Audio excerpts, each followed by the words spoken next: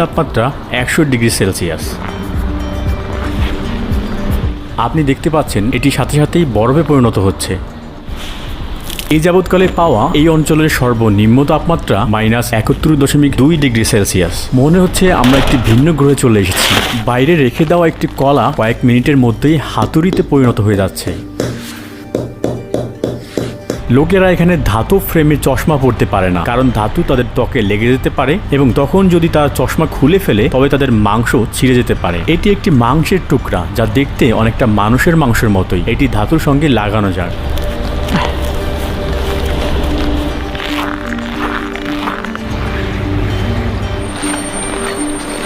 আপনি দেখতে পাচ্ছেন এগুলো হচ্ছে জলের পাইপ এবং এগুলোকে মাটির উপরে রাখতে হবে, কেননা ভূগর্ভস্থ বরফে জমে আছে। আসলে শহরের নিচে 100 ফুট পুরো বরফ রয়েছে। দেখুন এই নদীটি সম্পূর্ণভাবে বরফে পরিণত হয়েছে। সোভিয়েতের যুগে যারা স্টালিনের ধারণার বিরোধিতা করেছিল তাদেরকে শাখা প্রত্যন্ত অঞ্চলে নির্বাসিত করা হয়েছিল। তারা ছিলেন রাজনীতিবিদ, ব্যবসায়ী ইত্যাদি। প্রকৃতপক্ষে ইয়াকুৎস্কে বসবাসকারী এই লোকদের মধ্যে কেউ কেউ তাদের নাতি নাতনি। তাই এই জায়গাটি হলো নির্বাসিতদের দেশ। আজ এখানে স্বাভাবিক জীবনযাপন চলছে। আমরা এই জীবনকে বরফের নরক বলতে পারি। আমরা যতই নিজেদেরকে ঢেকে রাখি না কেন, আমাদের শরীরকে উষ্ণ রাখার জন্য কিছুই যেন এখানে যথেষ্ট নয়। আপনার যদি এখানে একটি গাড়ি থাকে তাহলে এটি আপনার জন্য একটি বড় সমস্যা হয়ে দাঁড়াবে। শীতকাল এখানে 6 থেকে 7 মাস স্থায়ী হয় এবং সেই সময়ে আপনি কখনোই আপনার গাড়ি চালাতে পারবেন না। আপনি যদি চালানোর জন্য জোর করেন তাহলে কখনোই আপনি ইঞ্জিন বন্ধ করতে পারবেন না। দেখুন এটা খালি, ভিতরে কেউ নেই। এরকম শত শত গাড়ি রয়েছে। ইঞ্জিনকে চালু রাখার কারণ হলো একবার বন্ধ হয়ে গেলে সম্পূর্ণরূপে বরফে ঢেকে যাওয়ার এবং ইঞ্জিনের তেল জমে বরফ হয়ে যাওয়ার ঝুঁকি রয়েছে। দেখতে পাচ্ছেন এই গাড়ির মালিক নিশ্চয়ই সিদ্ধান্ত নিয়েছেন যে তিনি তার গাড়িটিকে দীর্ঘ সময়ের জন্য চালাবেন না। ইঞ্জিন বন্ধের 20 মিনিট পর আশা ছেড়ে দেওয়াটা স্বাভাবিক। আর একটি হিমায়িত গাড়ি পরের গ্রীষ্মে পুনরায় ব্যবহার করার অপেক্ষায় আছে। এই গাড়িটি চলছে, তাই না? চলুন দেখি ভিতরে কেউ আছে কিনা। না, কেউ নেই। ভাবতে পারেন এখানে কত শক্তির অপচয় হচ্ছে। ভাগ্যক্রমে রাশিয়া এমন একটি দেশ যারা তেল এবং প্রাকৃতিক গ্যাসে সম্পূর্ণরূপে সমৃদ্ধ। দেখুন এই গাড়ির নিষ্কাশন পাইপটিকে একটি বেস্তি পাইপ দ্বারা প্রসারিত করা হয়েছে। সুরক্ষার জন্য বিশেষ কভার ব্যবহার করা হয়েছে। মাঝে মাঝে এটি যথেষ্ট নয়। এখানে যারা খরচ বহন করতে পারে তারা তাদের যানবাহনগুলোকে উত্তপ্ত গ্যারেজে ঢেকে রাখে। এই যানবাহন প্রতিনিয়ত চলার কারণে শহরের উপর দিয়ে ধোঁয়ার আস্তরণ লেগে থাকে। ধোঁয়াশার কারণে দৃশ্যমান পরিসীমা প্রায় 60.96 মিটারের নিচে থাকে। এখানের বাড়িগুলোর স্থাপত্য শৈলী সম্পূর্ণ আলাদা। দালানগুলো স্তম্ভের উপর নির্মিত হওয়ার কারণ হলো মাটি বরফে ঢাকা এবং বরফ সরে যাওয়ার সম্ভাবনা রয়েছে এখানে। পুরানো বাড়িগুলো 1 দশক বা তার বেশি পরে ঝুঁকে যাওয়ার সম্ভাবনা রয়েছে, কারণ বরফের পরিমাণ হয় বাড়ে অথবা কমে। অনুভূতিটা প্রায় পিন এবং সুচের মতো। সবচেয়ে খারাপ জিনিস যেটা ঘটতে পারে তা হলো ফ্রস্ট বাইট হওয়া। এই রেফ্রিজারেটর প্রায় 4.4°C কাজ করে এবং একটি ফ্রিজার -20°C কাজ করে। আমরা আত্মবিশ্বাসের সাথে বলতে পারি যে এখানে সব স্থানেই একটি উচ্চ প্রযুক্তির ফ্রিজার হিসেবে কাজ করতে পারে, কারণ এখানে তাপমাত্রা -50°C। এই কারণে কিছু লোক তাদের ফল বা মাংস তাদের জানালার বাইরে ঝুলিয়ে রেখে সংরক্ষণ করে। আমি কি তোয়ালে থেকে একটি স্লেজ তৈরি করতে পারি?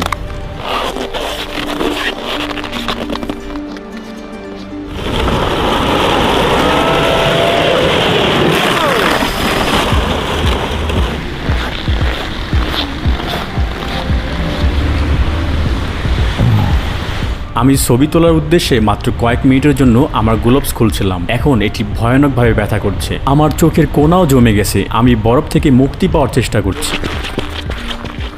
আপনি যদি 15 মিনিটের বেশি সময় ধরে বাইরে থাকেন তাহলে আপনি স্কিন বার্ন এবং শ্বাস নিতে অসুবিধার মতো সমস্যায় ভুগতে পারেন। ঠান্ডা যা শুরু হয় সুচ কাটার মতো ব্যথা দিয়ে, ফ্রস্ট বাইট, তারপরে অনুভূতি হারানো এবং সর্বশেষে হতে পারে আপনার মৃত্যু। সে ছবি তোলার জন্য মাত্র 5 মিনিটের জন্য তার গ্লোভস খুলে রাখে। 5 মিনিট পরেই তার আঙ্গুলের টিপগুলো সাদা হয়ে যায়। আমাদের মাইক্রোফোন সঠিকভাবে কাজ করছে না, এটি ওয়ার্নিং দিচ্ছে। ক্যামেরাটাও ঠিকমতো কাজ করছে না।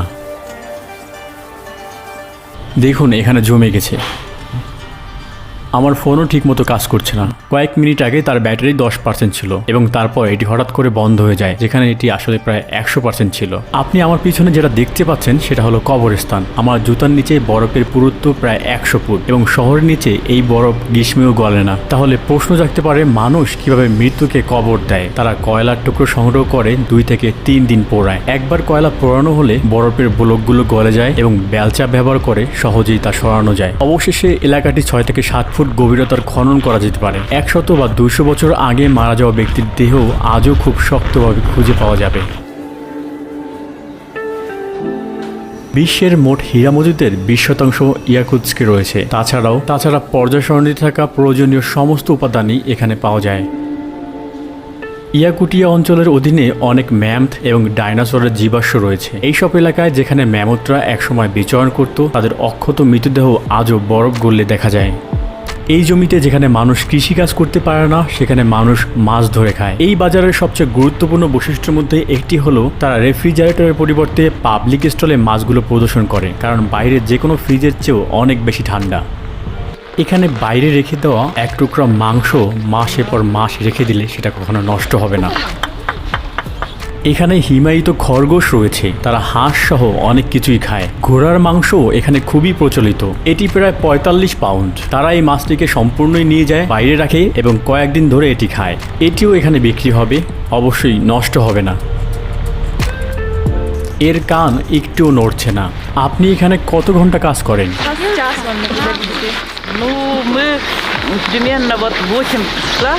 কতদিন ধরে আপনি এমনভাবে কাজ করছেন? আপনার গায়ের পোশাকটি কত স্তরের?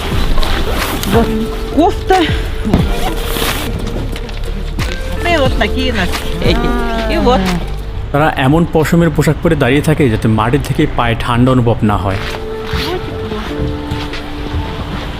ইয়াকুতিয়ান জনগণ, যার জনসংখ্যার সংখ্যাগরিষ্ঠ অংশ, তারা তুর্কি বংশোদ্ভূত। এর মোট জনসংখ্যার 38% মূল হচ্ছে রাশিয়ান।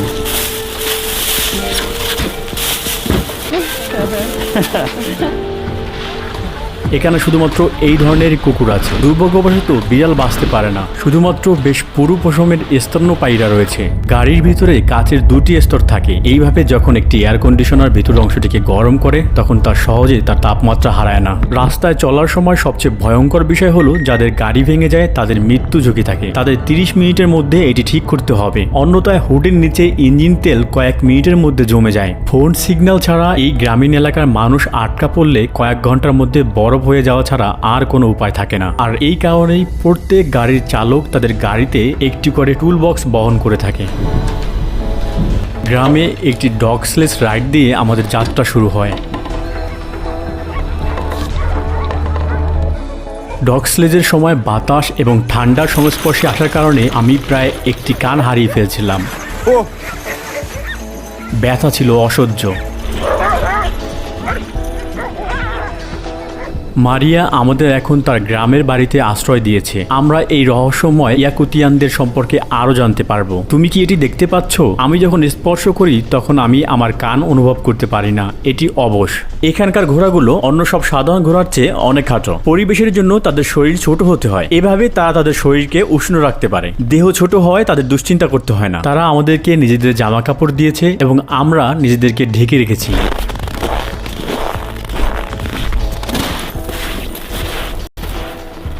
আপনি দাঁড়ানো নৌকা দেখে বলতে পারেন যে আমরা যেখানে হাঁটছি এটি একটি হ্রদ। আমরা এটিকে 90 ডিগ্রি কোণে আঘাত করতে চেষ্টা করি। আমরা এখানে 20 থেকে 25 ইঞ্চি ব্যাসার্ধের গর্তে ড্রিল করেছি। গরু এসে তাদের পানির চাহিদা মেটাবে। আমরা প্রতিনিয়ত ভাঙা বরফ অপসারণ করছি। এই জল আবার পুরোপুরি জমে যেতে কতক্ষণ লাগবে? শীতকালে এই গ্রামে গরু সবসময় গোয়াল ঘরে রাখা হয়।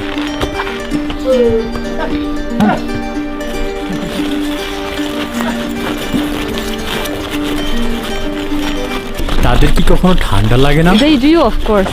That's why they don't spend much time outside. এটা আসলে কি? Your ear got frostbitten. If like it lasted longer, it will be very dangerous. তাদের তো কাটতে হবে, তাই না? If they cannot save it, they can cut it because the cells are dead. For your ear, it's a traditional Yakut medicine. Fat of bear. ভাল্লুক? Yeah, my father took it from hunters. Yes, this will help frostbitten, and also if you burn it. আপনি পিছন থেকে দেখলে আরো স্পষ্ট দেখতে পাবেন এটি গুরুতরভাবে ফুলে গেছে, তাই এটাকে ফ্রস্ট বাইট বলে। যদি আমি 15 মিনিটের বেশি সময় ঠান্ডা থাকতাম তবে আমি সম্ভবত আমার পুরো কানকে ঝুঁকিতে ফেলতাম। এখানে প্রকৃতির কোনো রসিকতা নেই। আপনার দেখা সবচেয়ে ঠান্ডা তাপমাত্রা কত? The coldest temperature is -71 Celsius. আপনার জন্য কোনটা ঠান্ডা? If I have good clothes, if I have enough clothes, before -40 it's not like real winter temperature for me. -41, -48 it's like fine. Below -48 it's cold, and below -52 it's very cold, and every degree feels. The funny thing is like cold weather feels like fire, like burning. হ্যাঁ, এটা সত্য। এখন আমার কান জ্বলছে, আমি খুব গরম অনুভব করছি। Sometimes people drink too much and they fall asleep somewhere outside. And one night outside, some people didn't have proper clothes and they went to the woods and their car broke down. They couldn't call someone because no phone service. Yeah, and it ended. প্রকৃতি সম্পর্কে আপনার ধারণা কি? Whole lifestyle of Yakut people, of Saha people, it's taking care of nature, respecting it.